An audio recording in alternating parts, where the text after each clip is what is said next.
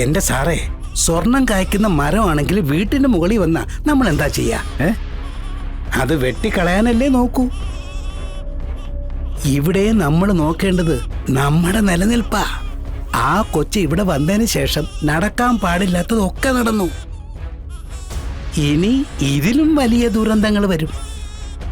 ആ ദുരന്തം നേരിടാൻ നിൽക്കാതെ ദുരന്തം വരാതിരിക്കാനുള്ള വഴികൾ എന്തെങ്കിലും ഉണ്ടെങ്കിൽ അത് നോക്കിയല്ലേ നല്ലത്. ഇയാളെന്തീ പറഞ്ഞിരുന്നേ? കേട്ടില്ലേ കിടന്ന് കീറി പൊളിക്കുന്നത്?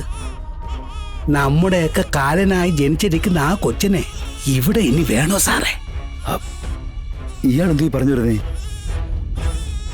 കൊണ്ടുപോയി മറ്റെവിടെയെങ്കിലും ആക്കണം സാറേ.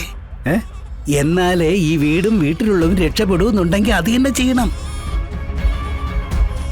അവനവന്റെ ജീവിതം അതാണ് മുഖ്യം. അത് കഴിഞ്ഞേ എന്തും ഉള്ളൂ.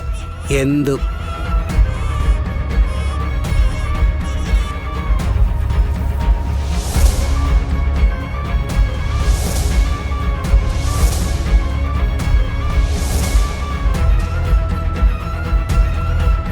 പ്രതിയായി ആരോപിക്കപ്പെട്ട സത്യഭാമ കുറ്റം ചെയ്തിട്ടുണ്ടെന്ന് തെളിയിക്കാൻ പ്രോസിക്യൂഷന് കഴിയാത്തതുകൊണ്ടും പ്രതിയുടെ പ്രായവും ക്രിമിനൽ പശ്ചാത്തലം ഇല്ല എന്ന കാരണത്താലും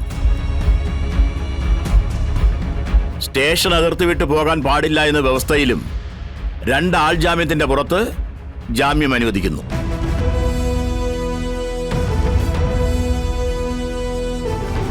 കേസിന്റെ തുടർന്നുള്ള വാദം അടുത്ത മാസം 28-ാം തീയതിയിലേക്ക് മാറ്റിവെച്ചിരിക്കുന്നു.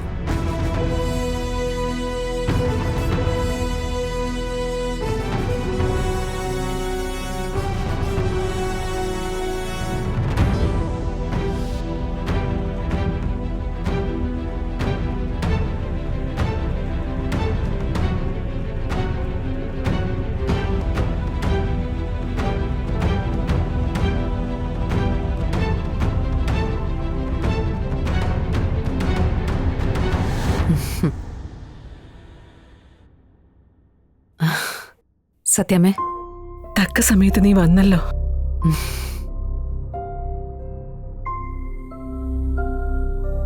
ഇതിനെങ്ങനെയാ നന്ദി പറയേണ്ടതെന്ന് എനിക്കറിയില്ല.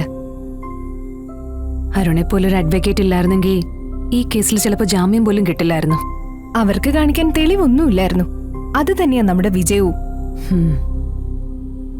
എവിടെയെങ്കിലും ഒരിടത്തൊരു തെളിവുണ്ടായിരുന്നെങ്കിൽ നമ്മൾ ചിലപ്പോ പെട്ടുപോയനെ. ആ, ഇത് അമ്മയുടെ റൈറ്റ് ഹാൻഡ്. ബിസിനസ് ഒക്കെ നോക്കി നടത്തുന്നതും ഇയാളാ, ശിവൻ. ഹലോ. ഹായ്. നേരിട്ട് കാശ് വാങ്ങിച്ച ഏർപ്പാടായതുകൊണ്ടാ നമുക്ക് രക്ഷയായത്.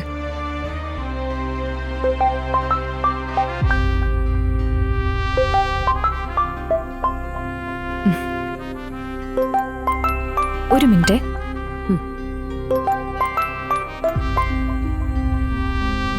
സത്യമ്മേ, ഇനി സത്യമ്മ ഒന്നും കൊണ്ടും പേടിക്കണ്ട. ഇനി സത്യമ്മയ്ക്ക് ഇതിന്റെ പേരിൽ ഒരു പ്രശ്നവും വരില്ല.